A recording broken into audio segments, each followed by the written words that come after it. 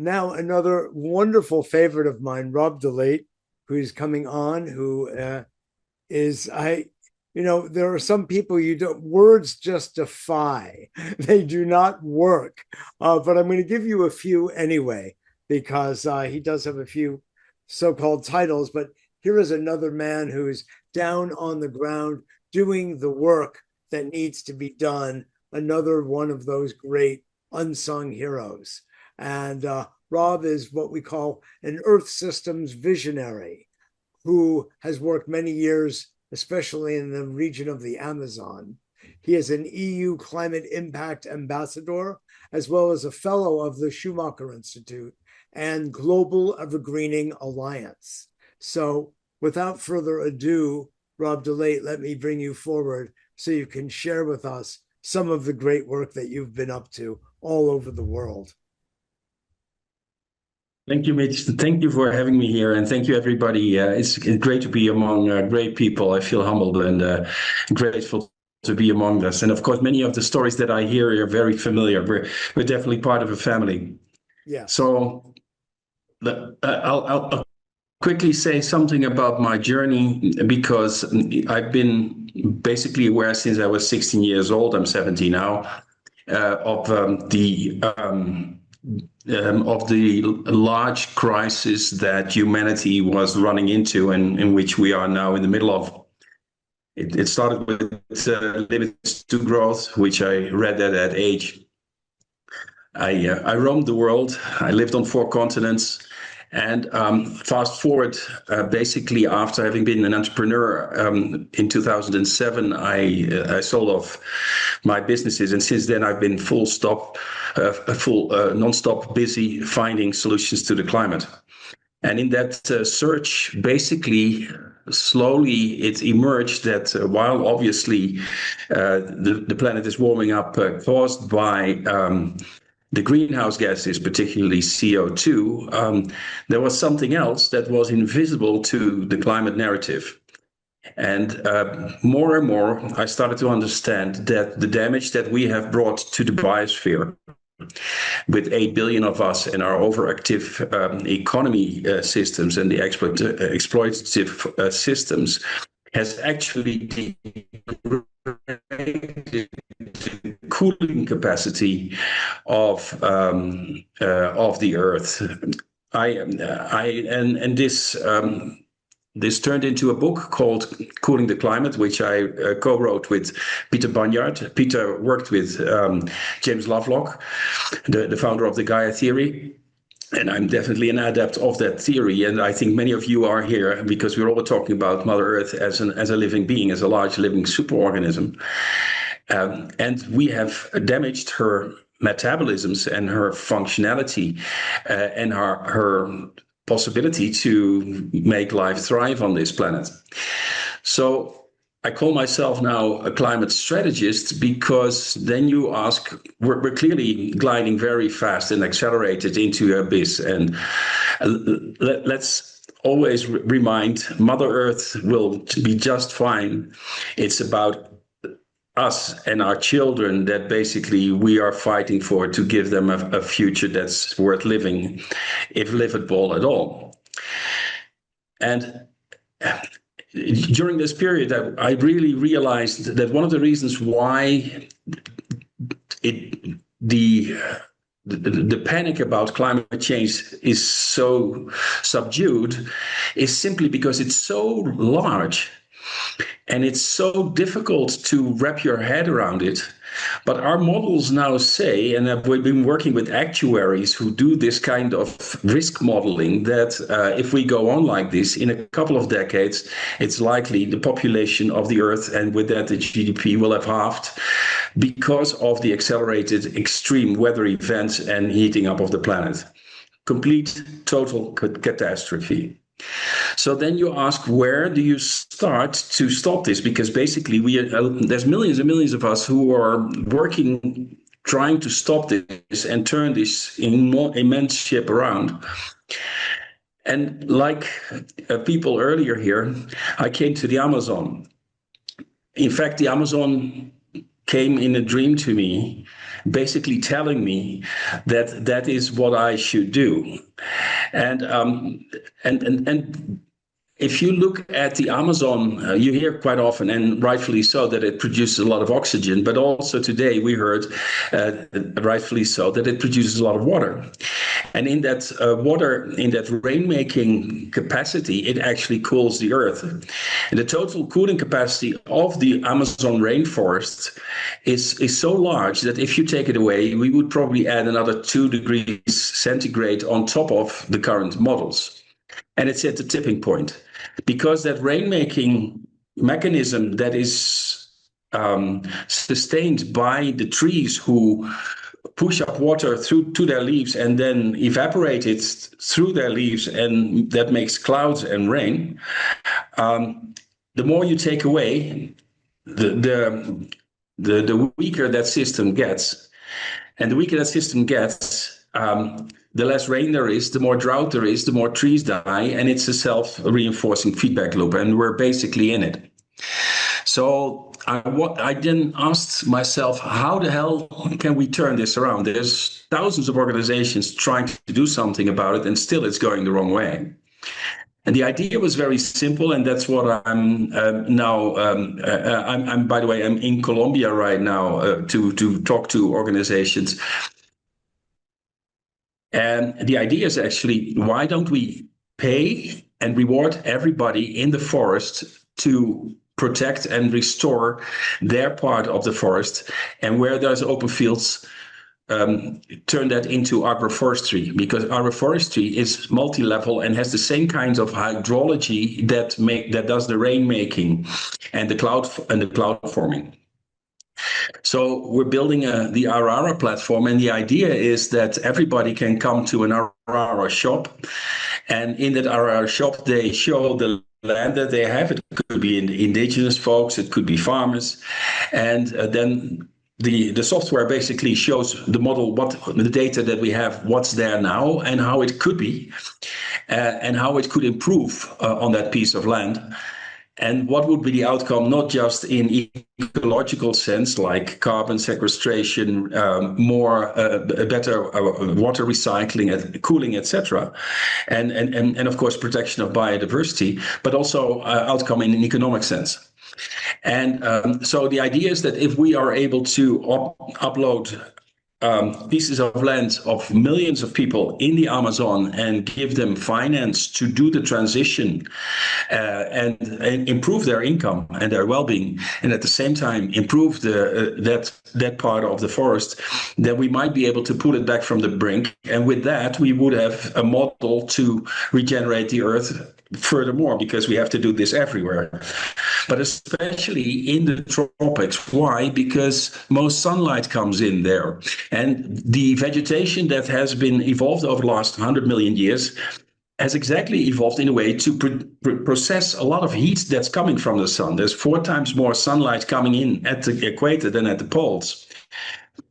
So the damage to the vegetation, especially there, is most damaging, and reversing it has the largest effect. But that forests cool through their leaves and through the water cycle is slowly percolating in. And there was a study only, I think, 2 years back that showed that in the United States, in the Northeast, where the forests actually grew back, after they were cut down, let's say in the 18th century, etc., that part of the United States has comparatively warmed up 1 to 2 degrees less than the rest of the continent because of the reviving trees. So also the temperate forests are actually cooling and their area. So that's basically what I'm doing. It's a full-time, busy trying to work with organizations to roll out this platform and roll out this chain shop of bioeconomic points where they can get finance information and plans to improve their land. And well, it's a bit of work, The Amazon, I think most of you here at the panel know, but maybe some people in the audience would not know it. It's the size of the contiguous United States. It's really, really large. It is really the largest cooling organ of the planet. And if we don't save it, and then it will go in dieback, and basically it's show over. And I think that's not what we should do. Thank you. Rob, thank you so much, my friend. I so appreciate it. I was thinking as you were wrapping up that I was wondering if our technology has advanced far enough that we could clone you.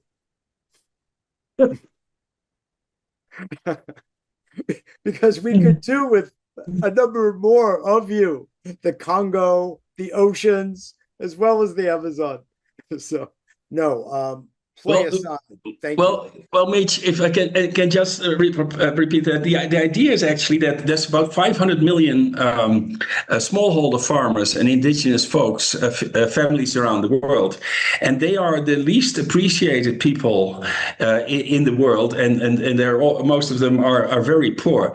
So, and they have the capacity to fight the climate crisis more than everybody else. So if we finance them and we empower them, and they would all do everything on their land to improve this, then actually they can get us out of trouble. It's not the billionaires, it's not the white people with in the air-conditioned rooms. It's actually the smallholder farmers that can do the real work, and they should be the real hero of the story. Oh God, that is so well put, Rob. That really is. I love it. And well, one of our guests this evening, Richard Lackey, is actually knows what you're saying. And in his way, while everyone is doing something in that regard, in their way, contributing from filmmaking like Deborah to Patrick, who goes down to the Amazon as well and does peacekeeping work and bringing together indigenous nations and more, the Amazon project he's working on.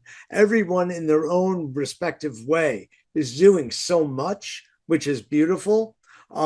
Richard, it happens, is very much empowering millions and millions of farmers across all the countries in Africa to do exactly what you're doing. And he's helping to literally build a middle class where people are going from $500 a year to $5,000.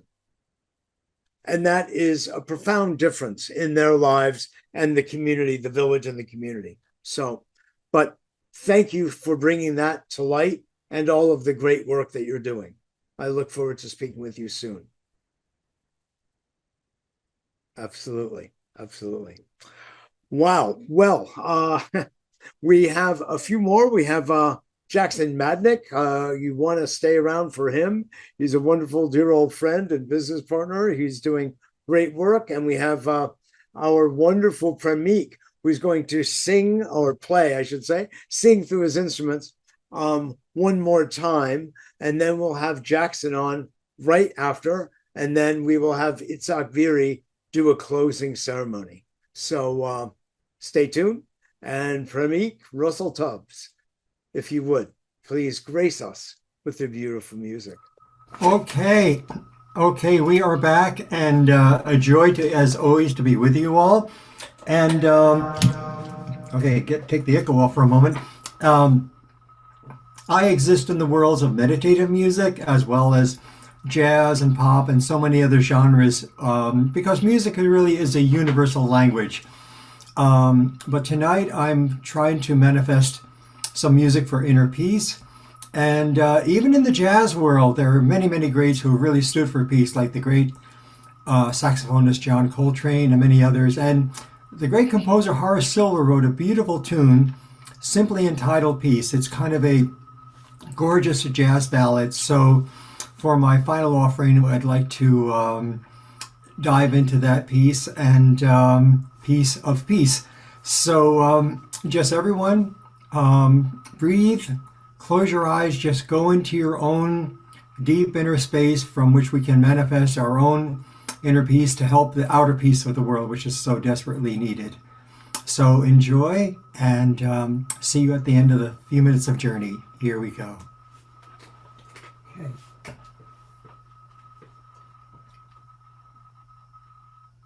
1, little count off three.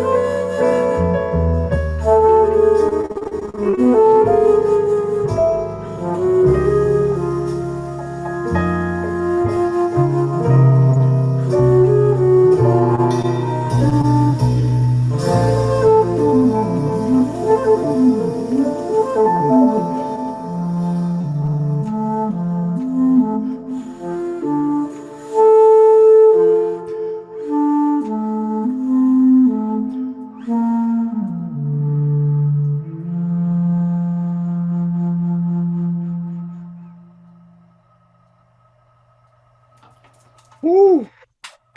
Bravo, mi amigo. Thank you, dear Mitchell. Thank you, dear Thank you friends. so much. Thank you so much. I now understand why Carlos Santana, Whitney Houston, and so many other greats have wanted to play with you for so long. It's Thank you, dear brother. overtly obvious. And we thank you for your presence when you came to see our live show as well, and Of hope course. for much more together. God bless. Thank you again, Premik, for Thank you. coming and blessing us with your beautiful music. Really appreciate it.